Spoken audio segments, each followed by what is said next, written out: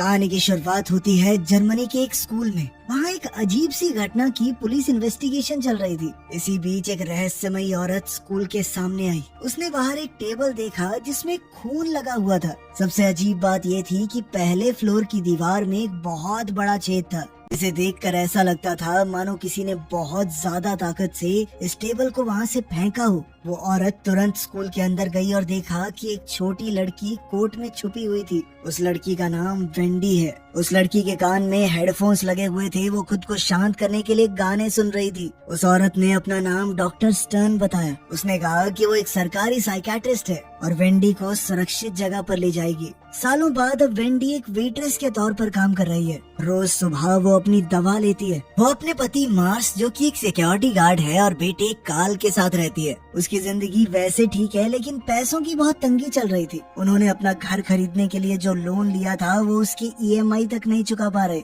इसी वजह से वेंडी ने फैसला किया कि वो अपने बॉस से तनख्वाह बढ़ाने की बात करेगी। ब्रेकफास्ट के बाद उसने अपने पति और बेटे को बाय बाय किया और काम पर चली गई। काम खत्म करने के बाद उसने अपने बॉस के ऑफिस में जाकर कहा कि मुझे प्रमोशन चाहिए। मैं पिछले 3 साल से यहाँ पर काम कर रही हूँ। लेकिन उसकी बॉस ने सीधे तौर पर मना कर दिया और कहा कि वेंडी को अभी और ज्यादा सीखने की जरूरत है। अभी सही वक्त नहीं है, थोड़े टाइम बाद बात करेंगे। साथ ही उसने वेंडी पर और ज्यादा काम बढ़ा दिया। वेंडी को कचरा फेंकने वाले काम से बड़ी घिन आई, लेकिन फिर भी उसने प्रमोशन की आस में वो काम कर लिया। जब वो कैशियर के डब्बे के पास गई तो एक भिखारी उससे खाना मांगने लगा। बॉस को बिना बताए वेंडी ने उसे थोड़ा खाना तो दे दिया। उस आदमी ने उसका शुक्रिया अदा किया और कहा कि तुम हमारे जैसी हो। वेंडी को उसकी बात कुछ खास समझ नहीं आई और फिर जल्दी से अपना काम खत्म करके घर के लिए चल पड़ी। घर जाते वक्त कुछ आवारा गुंडे उसे छेड़ने लगे। उन्होंने पीछे से उसे आवाज लगाई, लेकिन वेंडी अपने हेडफोन्स लगाकर सीधा चलती रही।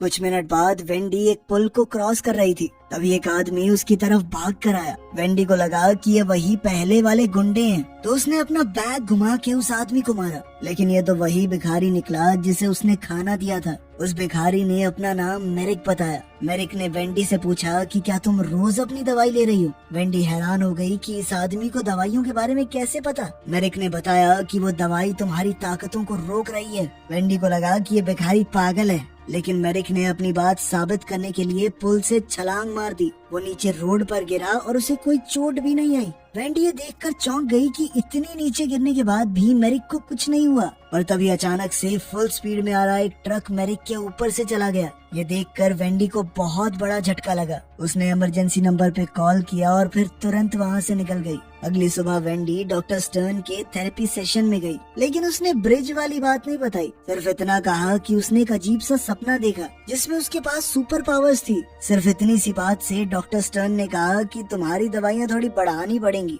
थेरेपी के बाद जब वेंडी घर आई तो उसने देखा कि घर खाली करने का एक और नोटिस मिला है। पैसे की प्रॉब्लम बहुत बढ़ रही थी, पर वेंडी को पूरा यकीन था कि कभी ना कभी तो प्रमोशन मिलेगा। एक और दिन वेंडी कचरा फेंकने गई और मेरिक को देखा। वो अभी भी जिंदा था और बिल्कुल ठीक भी। मेरिक ने बताया कि वो भी एक फ्रीक है, ऐसे लोग जिनके पास अलग अलग तरह की शक्तियाँ होती हैं। मेरिक के पास एक ऐसा शरीर है जिसे कभी तबाह नहीं किया जा सकता। अब जब मेरिक ने प्रूफ दे ही दिया था तो उसने वेंडी से कहा कि दवाई लेना बंद कर दो। रात को वेंडी ने अपनी दवाइयाँ टॉयलेट में फेंक दी। अगले कुछ दिनों में वेंडी को अजीब महसूस होने लगा। काम करते वक्त उसके शरीर में बहुत तेज दर्द हो रहा था। जब वो एक कस्टमर के लिए मील बना रही थी तो उसने स्टील ट्रे को गलती से बेंड कर दिया। जल्द ही उसे समझ आ गया कि उसके पास सुपर स्ट्रेंथ है। उसने ट्रे को छुपा कर रख दिया ताकि कोई देख न ले।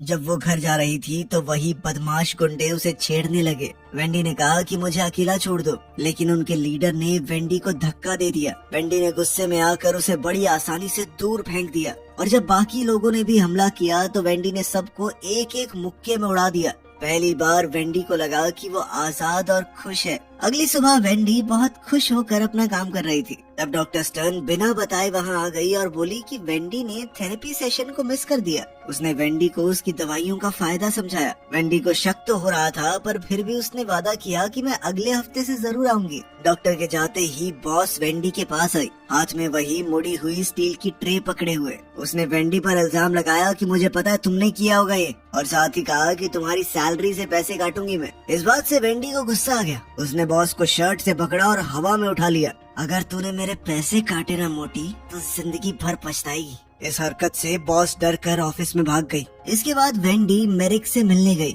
और उससे अपनी पावर्स के बारे में पूछा। मेरिक ने बताया कि दुनिया में हम जैसे बहुत से लोग हैं, लेकिन सरकार वही दवाइयाँ देकर उनकी ताकतों को छुपा रही है। अगर वेंडी को और सच्चाई जाननी है तो उसे थेरेपी बिल्डिंग की जांच करनी चाहिए। वेंडी बिल्डिंग में गई, लेकिन वो पूरी तरह बंद थी। वो सोचने लगी कि बिना शोर किए अंदर कैसे जाऊं। फिर उसे एक सुपर हीरो मूवी याद आई जिसके अंदर हीरो एक बिल्डिंग से दूसरी में जंप करता है। वेंडी ने भी सोचा कि हो सकता है मैं भी कर लूं, और वो सच में जबरदस्त छलांग लगाकर बिल्डिंग के अंदर घुस ही गई। अंदर वेंडी को एक फाइल मिली जिसमें बहुत से पेशेंट्स के रिकॉर्ड्स थे। उनमें उसके साथ काम करने वाले आदमी एल्मार की फाइल भी थी। ये देखकर वेंडी को शक हुआ कि एल्मार भी एक फ्रीक है। वेंडी उसके घर गई और देखा कि वो अपनी दवाइयाँ लेने ही वाला था। वेंडी ने उसे रोका और बताया कि ये दवाइयाँ तुम्हारी ताकतों को रोक रही हैं। जाहिर सी बात है कि एल्मार को भी ये बात बहुत अजीब लगी, लेकिन वो सुपर हीरो मूवीज का बहुत बड़ा फैन था, तो उसने वेंडी की बात मान ली।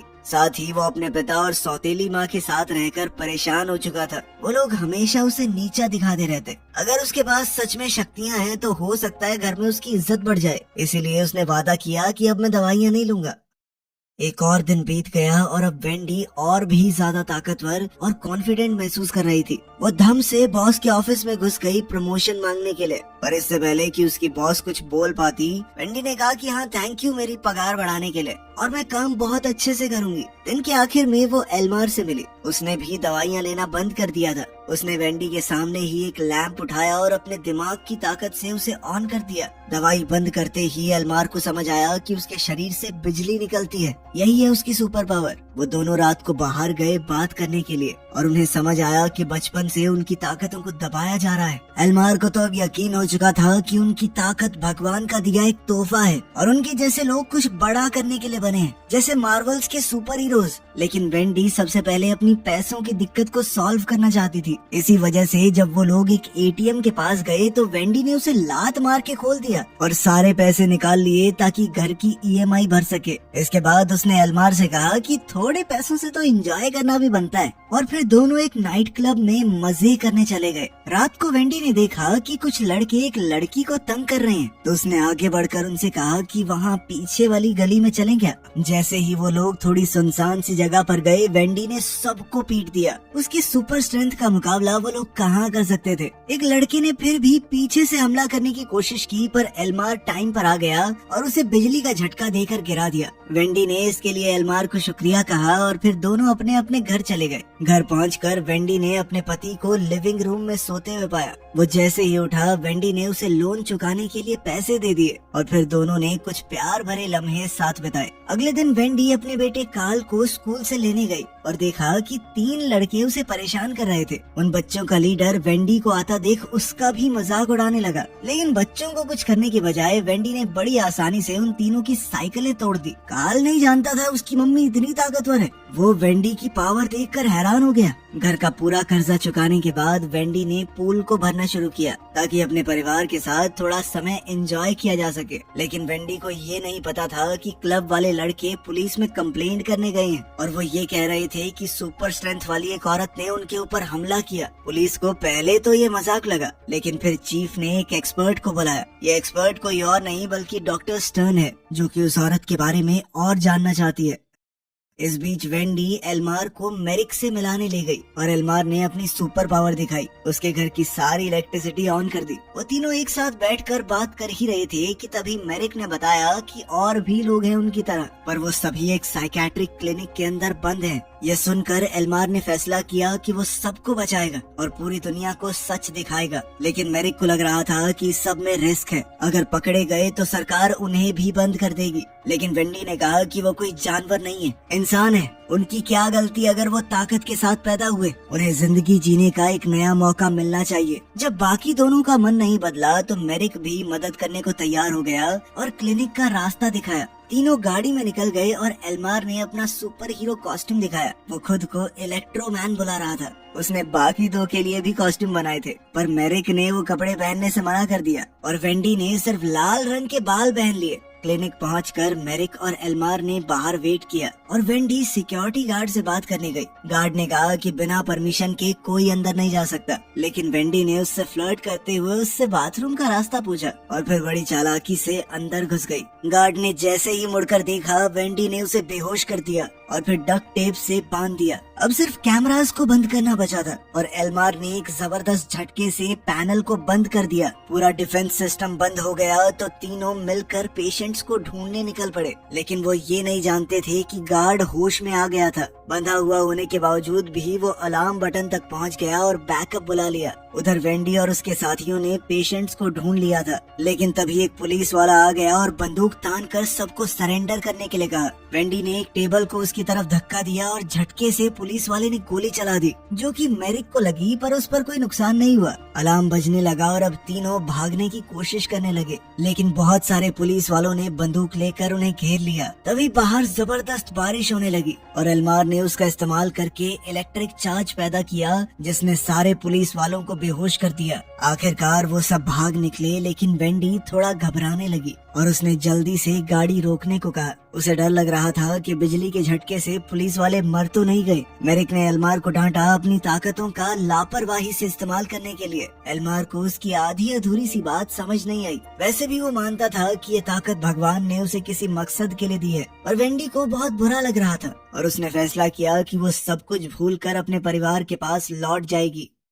उसने अपने घर पर एक पार्टी रखी और पड़ोसियों को बुलाया अपने परिवार के साथ समय बिताने के लिए, लेकिन एल्मार अपनी ताकतों का इस्तेमाल करना नहीं छोड़ना चाहता और अब उसे कहीं ना कहीं डर था कि मेरिक उसे रोकने की कोशिश करेगा। तो वो डॉक्टर स्टर्न के पास गया और कहने लगा कि मैं थेरेपी कंटिन्यू करना चाहता हूँ। उसने ये भी कहा कि मेरे साथ कुछ अजीब सा हुआ। एक भिखारी है, उसने मुझे कहा था कि दवाई छोड़ के देखो। ये सुनकर डॉक्टर स्टर्न ने पूछा कि वो आदमी कौन है, और एल्मार ने बड़ी चालाकी से उसे मेरिक की लोकेशन बता दी। कुछ घंटों बाद बहुत सारे एजेंट्स बंदूकें लेकर मेरिक के ठिकाने पर पहुंचे। उसने भागने की कोशिश की पर पकड़ा गया। वो लोग उसे पकड़कर क्लिनिक ले गए। वेंडी को इस सब के बारे में कुछ नहीं पता था और वो अपने परिवार के साथ समय बिता रही थी। तभी एल्मार उसके घर पर आया सुपर हीरो कॉस्ट्यूम पहनकर। वेंडी ने उसे अंदर बुलाया और पूछा कि तुम यहाँ क्या कर रहे हो। एल्मार ने वेंडी को बताया कि मेरिक पकड़ा गया और अब उसे डर लग रहा है कि अगला निशाना वो लोग होंगे। जिसके बाद उसने कहा कि मैंने एक तरीका ढूंढ लिया है जिससे हम अपने आप को बचा सकते हैं।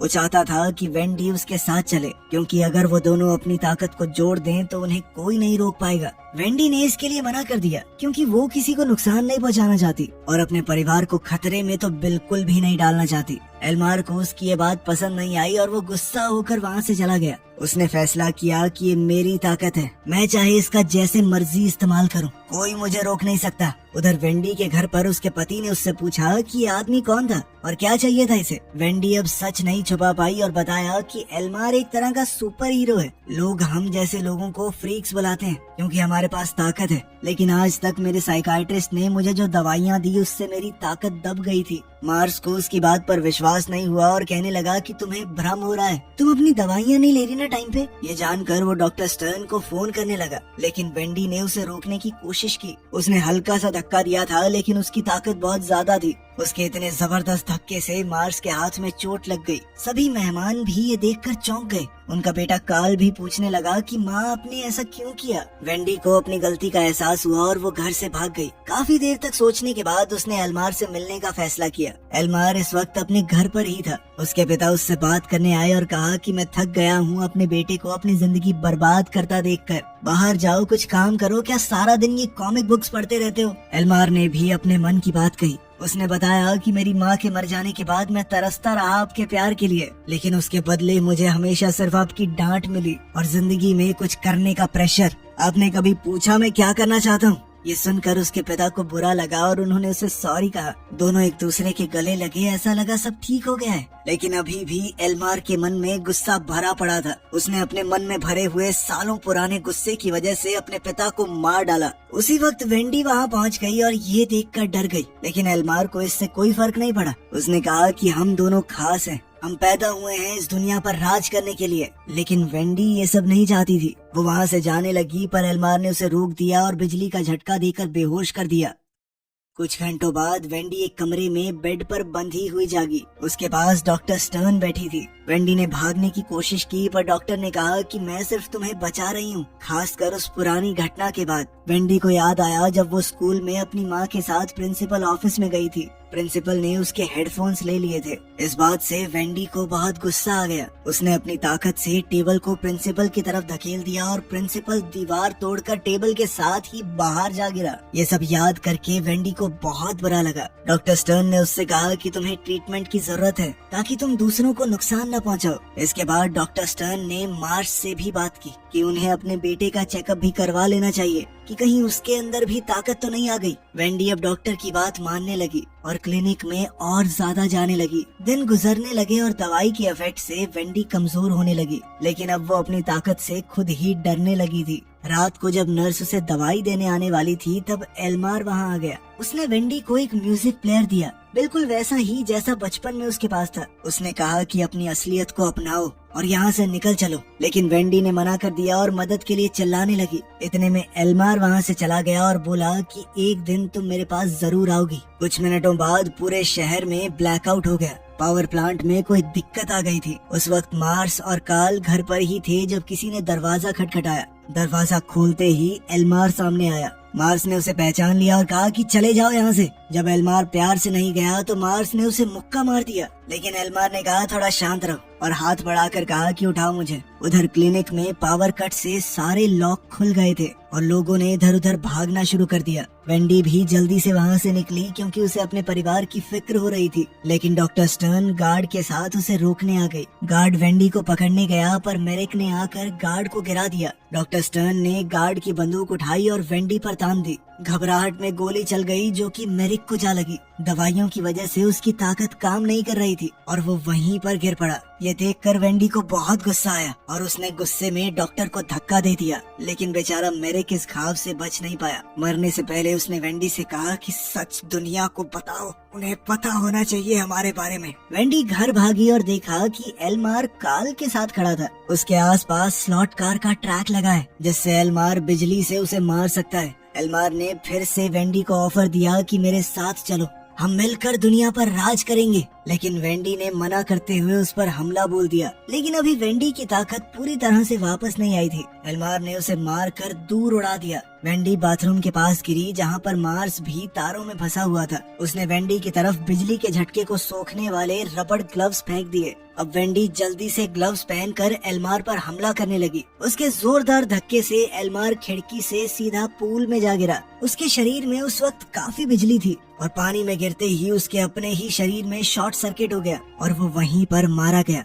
लड़ाई खत्म हो गई। वेंडी ने अपने परिवार को बचा लिया। उसने उन्हें बताया कि उसे कुछ दिनों के लिए भागना पड़ेगा क्योंकि उसे और लोगों को भी ढूंढना है जिनके पास शक्तियां हैं। काल और मार्स ने उसकी सच्चाई को अपना लिया। वेंडी वहाँ से चली गई और कुछ देर बाद एजेंट्स उनके घर पर पहुँचे जहाँ पर उन्हें एल्मार की डेड बॉडी मिली। कुछ दिन बाद वेंडी ने अपने मिशन को शुरू कर दिया, दूसरे फ्रीक्स को ढूंढना, उन्हें आजाद करना और सच दुनिया के सामने रखना। अब वो किसी भी हाल में अपने लोगों की सच्चाई दुनिया के सामने लाने से पहले रुकने नहीं वाली थी। वीडियो पसंद आई तो लाइक कर देना, चैनल को सब्सक्राइब कर लेना। मिलते हैं अगली वीडियो में।